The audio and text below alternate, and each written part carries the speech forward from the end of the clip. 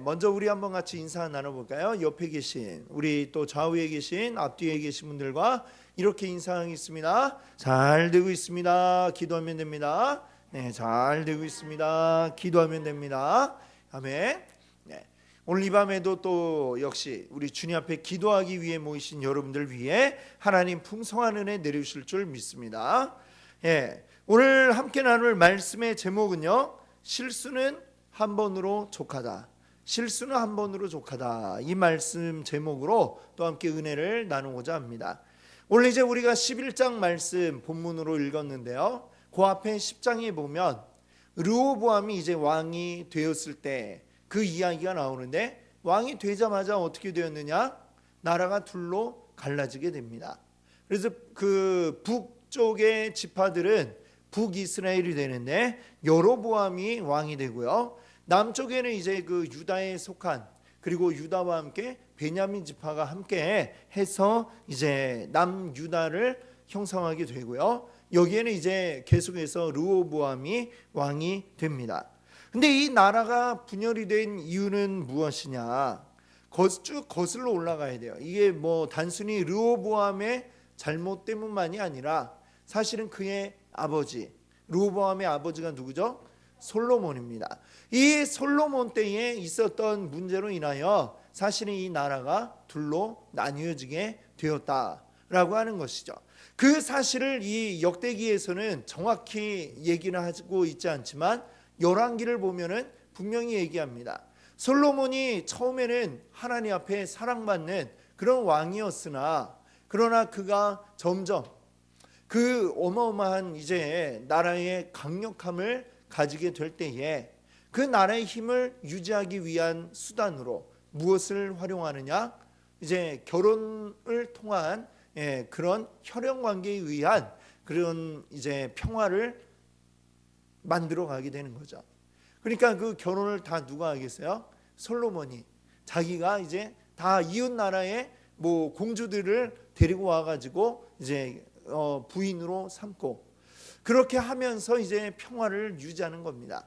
자, 이런 방법을 쓰니까 어떻게 되느냐? 그 이웃 나라의 그 공주들이 올 때에 그냥 혼자 오는 게 아니라 자기들이 섬기던 신, 그 신의 우상까지 다 들고 옵니다. 그리고 솔로몬은 그 우상을 여전히 섬기는 것을 그냥 내버려 뒀던 것이죠.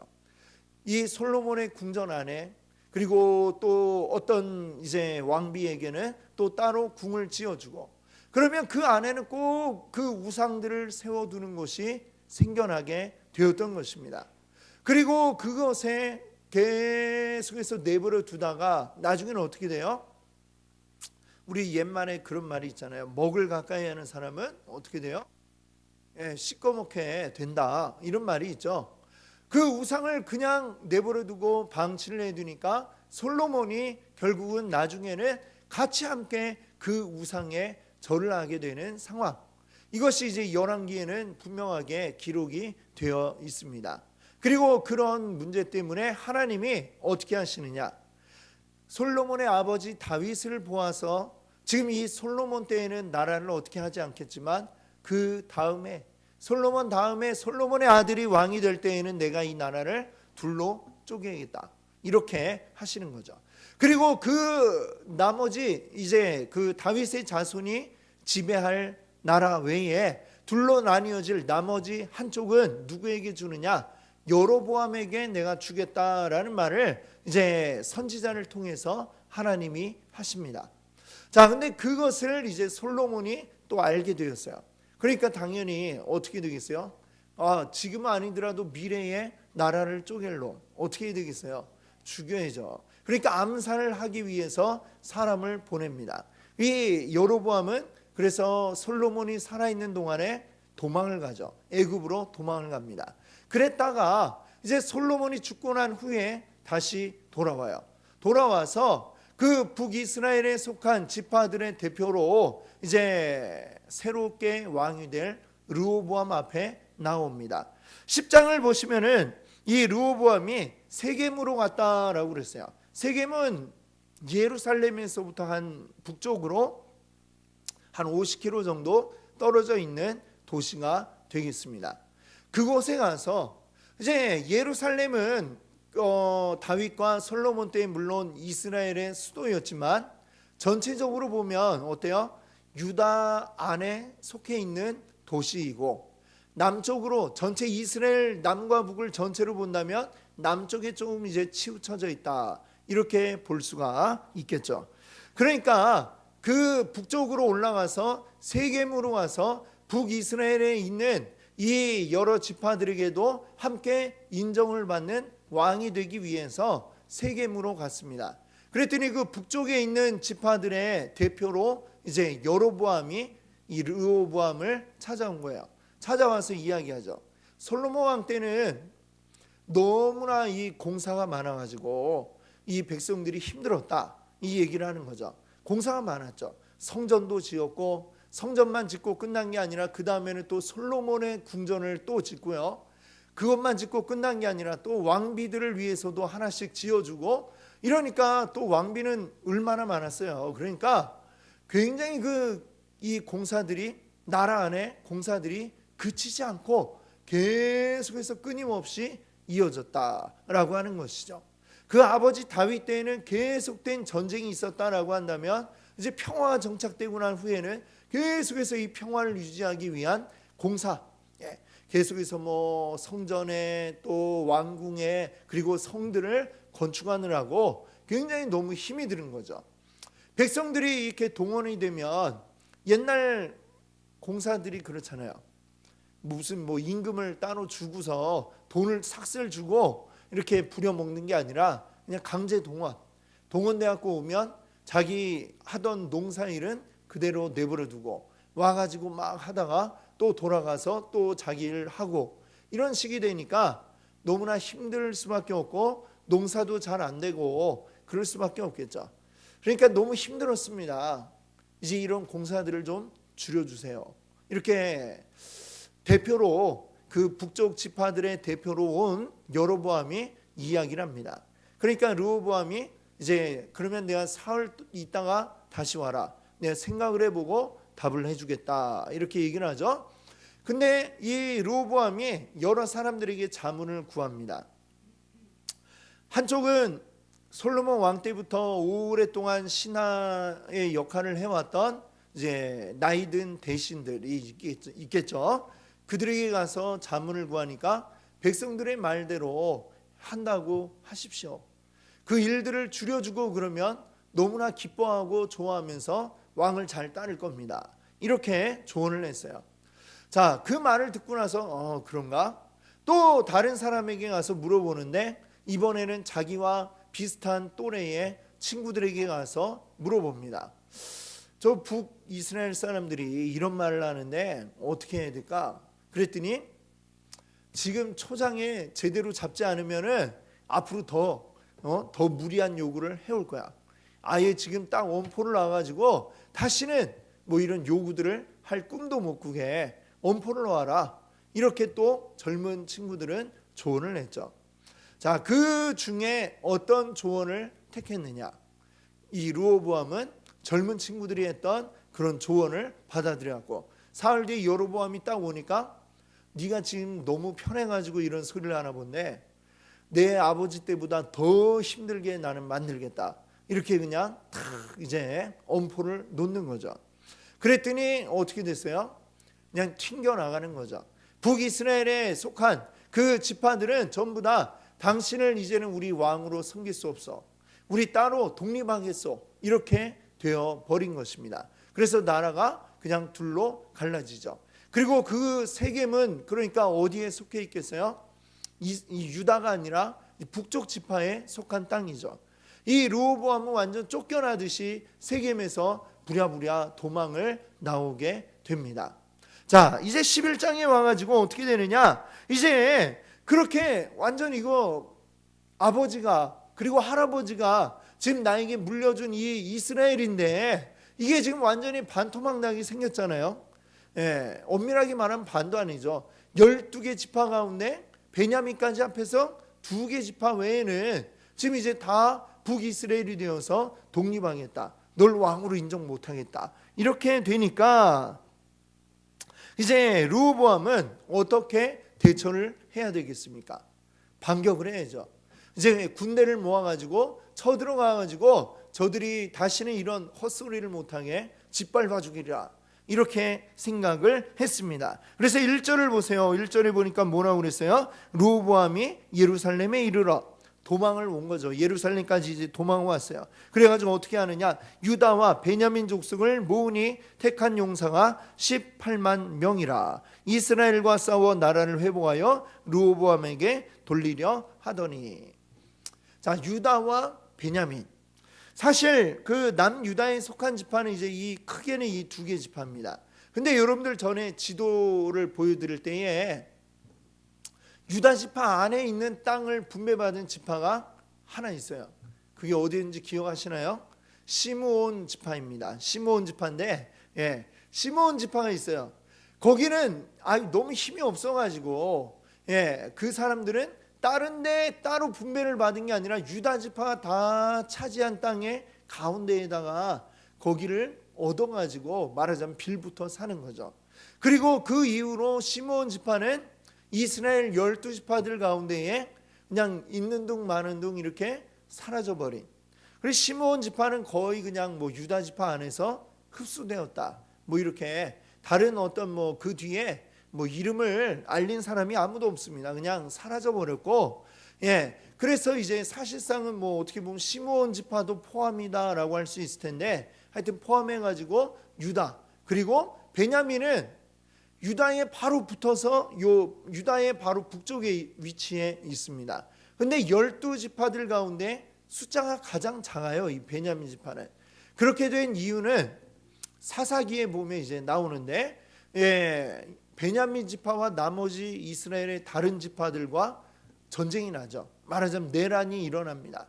그래가지고 거의 다 베냐민 지파 사람들이 죽을 뻔했다가 겨우 조금만 살아남아가지고 이제 명맥을 이어왔어요. 그러다 보니까 베냐민 지파는 그 수가 많지 않은 그런 상황이었죠. 물론 그 사울 왕도 베냐민 지파임에도 불구하고 어쨌거나 이 베냐민 지파는 남유다에 이렇게 포함이 되었다, 라는 것을 여기서 알 수가 있습니다. 그래가지고 이제 그렇게 남유다가 그렇게 되고요. 나머지 지파는 다 뭐예요? 나머지 지파들은 북이스라엘이 된 거죠. 그러니까 12지파 가운데 10대 2 뭐 이렇게 볼 수 있겠습니다. 그렇게 되어버린 상황이에요. 그래서 그렇지만 유다가 워낙 힘이 강했기 때문에, 크고 그 지파가 크고 힘이 강했기 때문에 뭐 거의 대등한 이 두 나라가 되어버린 거죠. 그런데 이것을 이제 유다와 베냐민 지파 사람들이 북으로 이제 몰려가서 이제 싸움으로 무력 행사로 다시 빼앗아 오겠다 하고 이제 가려는데 이거를 하나님이 막으신 것입니다. 2절에 보니까 하나님의 사람 스마야에게 하나님이 임하셔가지고 말씀을 하는데, 3절과 같이 이제 3절에 보니까 누구에게 이야기네요? 유다의 왕인 르호보암에게뿐만이 아니라 또 유다와 베냐민에 속한 모든 그 무리들에게 말씀을 하시는데 뭐라고 합니까? 4절에 이렇게 말씀하시죠. 너희는 올라가지 말라. 북으로 올라가지 말라는 거예요. 너희 형제와 싸우지 말고, 저들은 너희 형제다. 그렇죠? 다 이스라엘이 누구예요?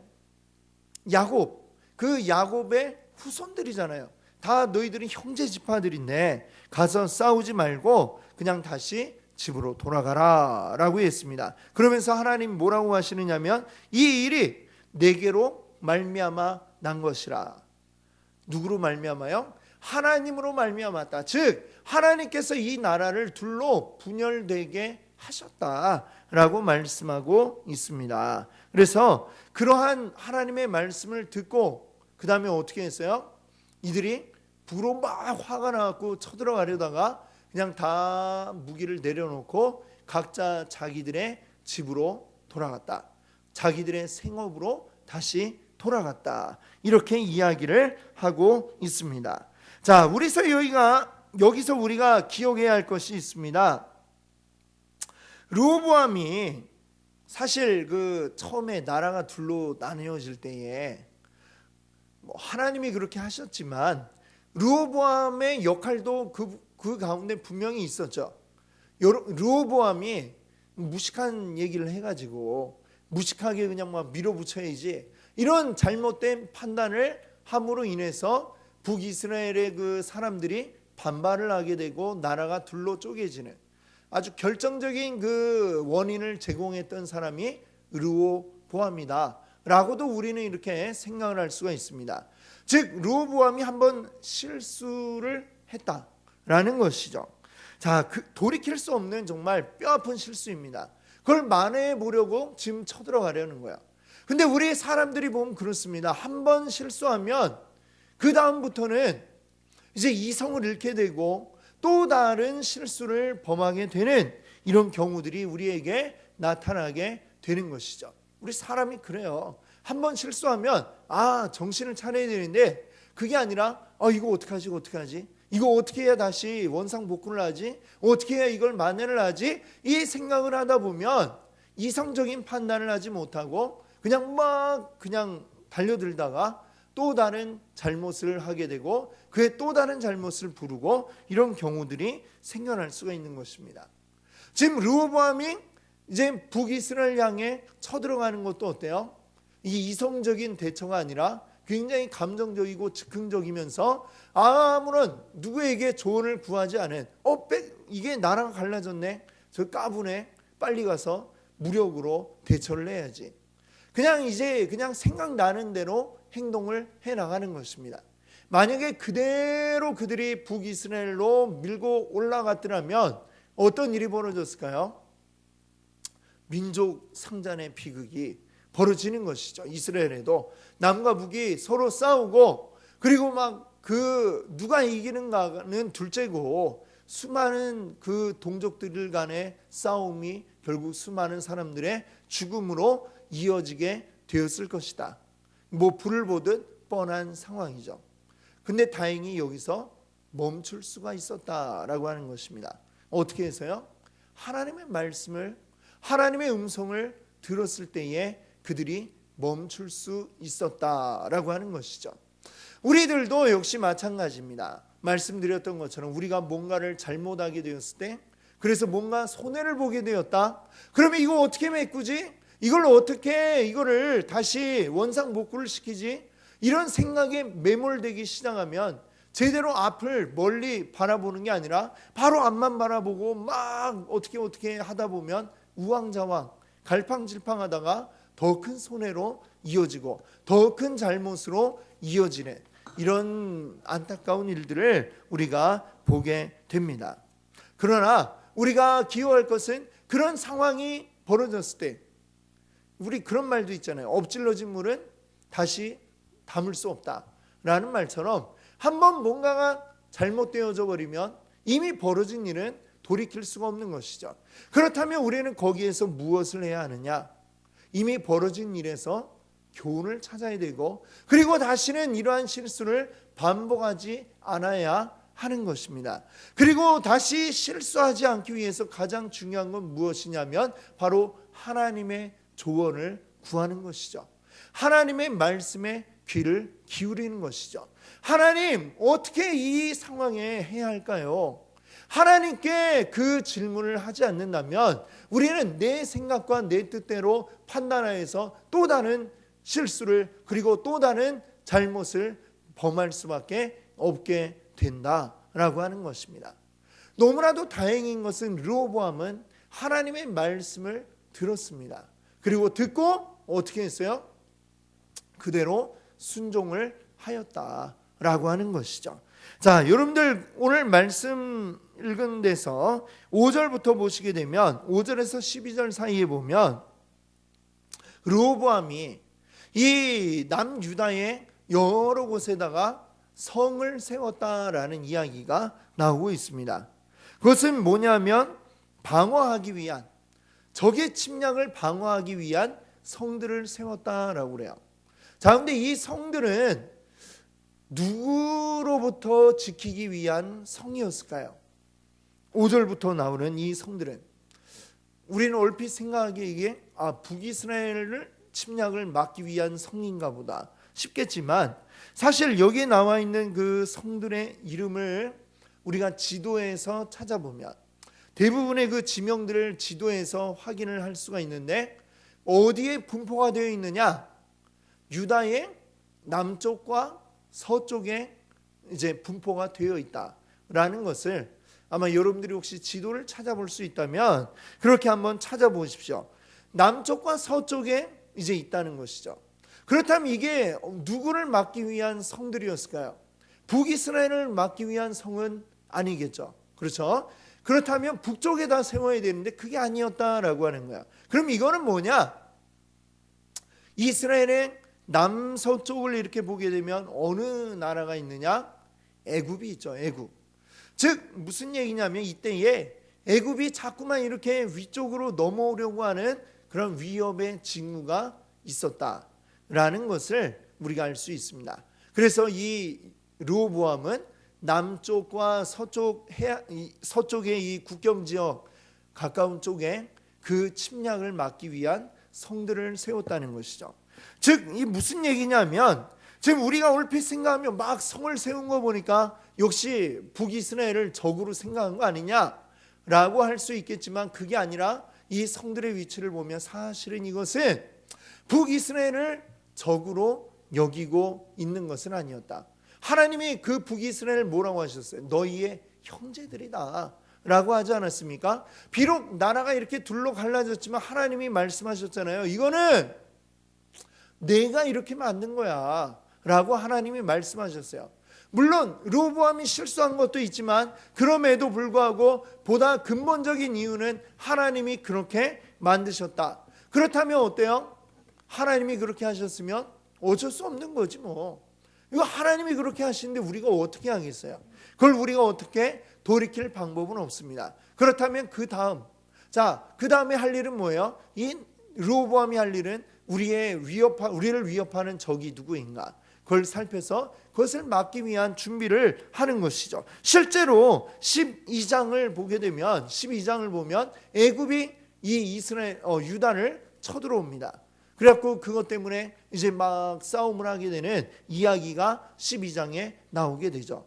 자, 이 이야기처럼 실제로 애굽이 수많은 그런 여러 가지 이 유다를 노리고 있다는 징후들이 있기 때문에 준비를 하였던 것으로 우리가 볼 수가 있습니다. 자, 그뿐만 아니라 13절에서부터 보시게 되면은 어떤 일들이 이제 이 유다 안에 벌어지게 되느냐면, 북이스라엘로부터 여러 제사장 레위인들이 넘어왔다라는 이야기가 나오고 있습니다. 레위인과 제사장들이 따로 땅을 분배받지 않았죠. 처음에 땅 분배를 할 때에 따로 땅을 분배받지 않고 이 레위인과 제사장들은 이스라엘 전국에 흩어져서 여러 지파들에서 이제 성을 몇 개씩 분배받아 가지고 각 지파로 흩어졌습니다. 그러니까 남유다에 속한 제사장들도 있고, 또 북이스라엘 지역에 살고 있는 제사장 레위인들도 있었던 것이죠. 자, 근데 그들 중에 많은 수가 남유다로 오게 되었다라는 거예요. 나라가 갈라진 후에 오게 되었다는 거죠. 그 이유는 무엇일까요? 열왕기에 보면 이제 나오지만, 역대기에는 이제 북이스라엘 얘기를 다루질 않으니까 나오지 않는데, 열왕기에 보면 북이스라엘에 어떤 일이 벌어졌느냐? 이 북이스라엘의 왕이 여로보암이 어떻게 했어요? 하나님이 원래는 매년마다 성전에 나와서 1년에 3번씩 나의 앞에 얼굴을 보이고 제사를 드려라 라고 했죠. 그러면 이 성전이 지금 예루살렘에 있으니까 어떻게 해야 돼요? 북이스라엘에 있는 사람들도 전부 다 1년마다 3번씩 예루살렘으로 가야 되는데, 자꾸 그러면 어떻게 돼요? 나라를 이제 지금 막 바로 탁 쪼갠 지 얼마 안 됐는데 또 자꾸 왕래하고 왔다 갔다 하면 어때요? 그럼 자꾸 이게 갈라진 게 허물어질 수가 있겠죠. 그 어떤 공고함이 허물어지고 흐려질 수가 있겠죠. 그럼 자신의 왕위가 흔들린다, 위협받는다라는 생각을 하게 된 겁니다. 그러니까 어떻게 했느냐? 절대 못 내려가도록 딱 이 경계를 38선 같이 딱 그어가지고 내려가면 이거는 반역, 완전 죽음이다 이렇게 얘기를 하고서 그 대신에 여기에서도 예배할 수 있게 해줄게 라고 한 거죠. 그러면서 이제 북이스라엘의 제일 남단인 베델 그리고 제일 북단에 있는 단 이 두 군데에다가 제단을 이제 만들게 되는데 거기에다가 뭘 했냐면 금으로 송아지를 만들었다라고 이렇게 얘기합니다. 출애굽할 때 아론이 금송아지를 만들고 이게 너희 하나님이야 했던 것처럼 이 여로보암도 똑같이 만들어 놓고 자 이게 너희 하나님이야 이 앞에다가 제사를 드리고 예배하도록 하여라 이렇게 한 거죠. 자 그뿐만 아니라 그 일들을 해야 할 사람은 하나님이 레위인들 중에 제사장을 뽑아서 그들이 하나님을 섬기는 일을 하도록 만들었는데 여로보암은 그렇게 하지 않고요. 뭐 어떻게 했느냐? 그냥 자기 입맛에 맞는 사람 임명해갖고 네가 제사장 해. 뭐 저는 레위 지파 아닌데요. 그래도 상관없이 다 시켜버렸다라는 것이죠. 이 레위인들이 그리고 제사장들이 여기에서는 하나님은 내가 온전히 섬길 수가 없겠구나.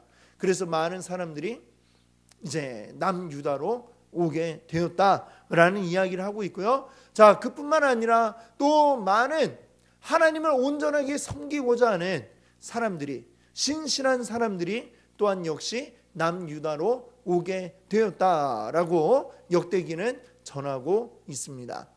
자 그들이 남유다로 온 이유도 역시 마찬가지겠죠.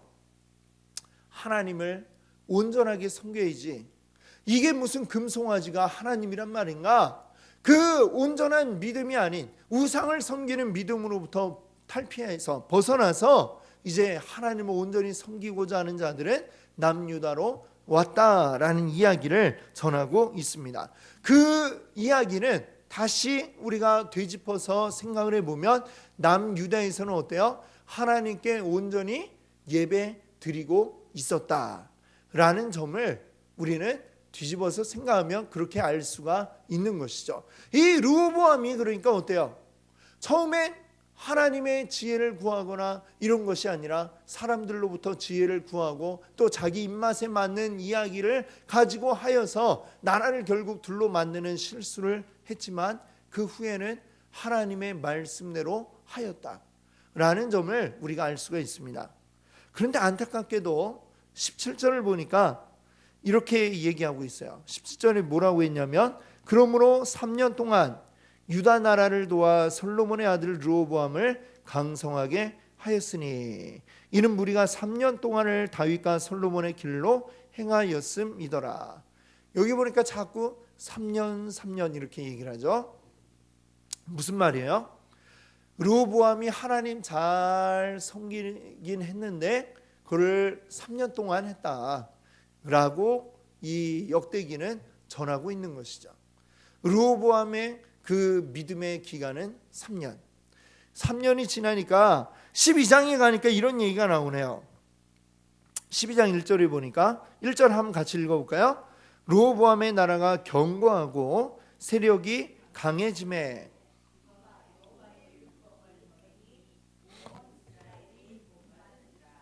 네, 여기 보니까 뭐래요?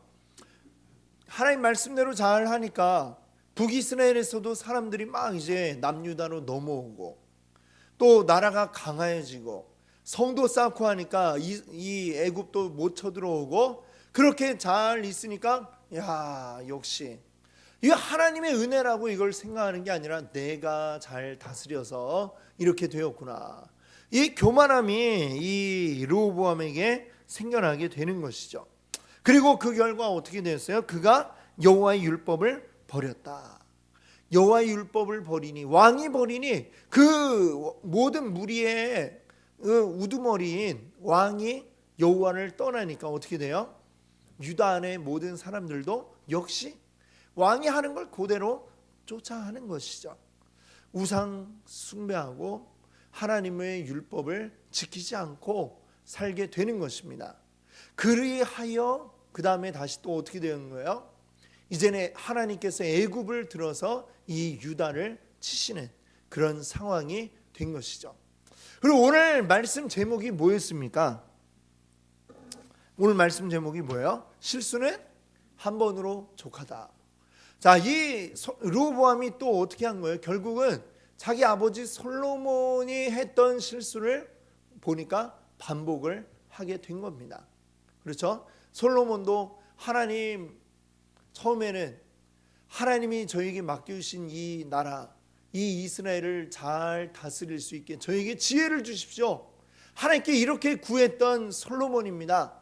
그래서 하나님이 지혜도 주시고, 네가 이렇게 내가 맡긴 일에 충성을 다하니 내가 지혜뿐만 아니라 네가 구하지 않은 것까지 내가 다 줄게. 그래서 이 나라가 부강해지고 어마어마한 부를 쌓게 되고 나라의 힘이 강해지고, 그런 하나님의 복을 받았던 솔로몬이 어떻게 돼요? 나중에는 말씀드린 것처럼 우상 숭배의 길로 가게 되고, 결국 하나님이 그 아들 르호보암 때의 나라를 둘러 쪼개는 그런 벌을 받게 되지 않습니까?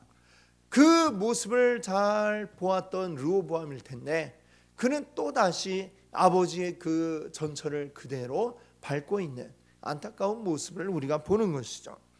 여러분, 누구나 실수는 할 수 있습니다. 하지만 그것을 또다시 반복해서는 안 되는 것이죠. 르호보암은 한 번의 실수, 그리고 잘 극복을 했다가 그 다음에 또다시 아버지의 실수를 반복하는 그런 잘못을 하게 됩니다. 사람이 실수할 수 있지만 잘못할 수도 있죠. 하나님은 우리가 완벽하기를 원하지는 않으세요. 그러나 우리가 한번 깨달았을 때 그 깨달음을 통해 바뀌고 변화되기를 원하시는 줄 믿습니다. 우리가 하나님을 바라보고 나아갈 때에 우리가 완벽한 사람이 될 수 없지만, 그러나 나의 잘못을 깨닫고 회개했을 때에 우리가 다시금 그 잘못을, 동일한 잘못을 반복하고 또다시 하나님 앞에 회개하고, 하나님 용서해 주세요, 또 다시 잘못하고 또 용서해 주세요, 이렇게 되기를 하나님 원하지 않으신다라고 하는 것입니다. 우리의 실수를 통해 우리는 깨닫고 나아져야 되는 것이죠. 하나님 앞에 죄를 범했을 때 우리는 깨닫고 다시는 그것을 하지 않겠다, 돌아서는 이 역사가 우리에게 있어야 되는 것이죠. 돌아설 때에 그것이 완전한 회개임을 우리 기억할 수 있기를 바랍니다. 우리 실수에서 깨닫기 위해서 우리에게 필요한 것은 무엇입니까? 하나님의 음성을 들어야 합니다. 나의 잘못, 그냥 내 어떤 비통함, 나의 어떤 죄책, 이것 때문에 하나님 앞에 울부짖는 게 아니라 하나님이 이렇게 하라고 하지 않으셨는데 그것을 잘못하여 하게 된 이 애통함을 하나님 앞에 고백하고 깨닫고, 그래서 다시 그것을 하지 않으려는 처절한 몸부림이 우리 가운데 있을 때에 하나님의 역사가 우리 가운데 일어날 줄 믿습니다. 죄를 벗어난다는 것은 너무나 힘들고 어려운 일입니다. 우리에게 죄는 너무나 가깝고 너무나 자연스럽게 이루어지기 때문에 그걸 극복한다는 건 너무나 어려운 일이죠. 그러나 이것을 어떻게 벗어날 수 있을까요? 하나님 앞에 정말 온전한 회개함으로, 그리고 거기서 돌이킴으로, 그리고 돌이켜서 그 죄를 향해 나아가지 않으려는 처절한 몸부림이 있을 때 그곳에 하나님의 역사가 일어나고 우리는 또다시 그 죄를 반복하지 않을 수 있게 되는 줄 믿습니다. 한 번 실수면 족한 줄 믿습니다. 우리의 모든 것, 우리 여호와 하나님을 의지함으로 힘을 얻음으로 우리 그 실수를 반복하지 아니하고 죄를 반복하지 아니하고 하나님 앞에 온전히 나아가시는 여러분 되시기를 바랍니다. 함께 기도합니다.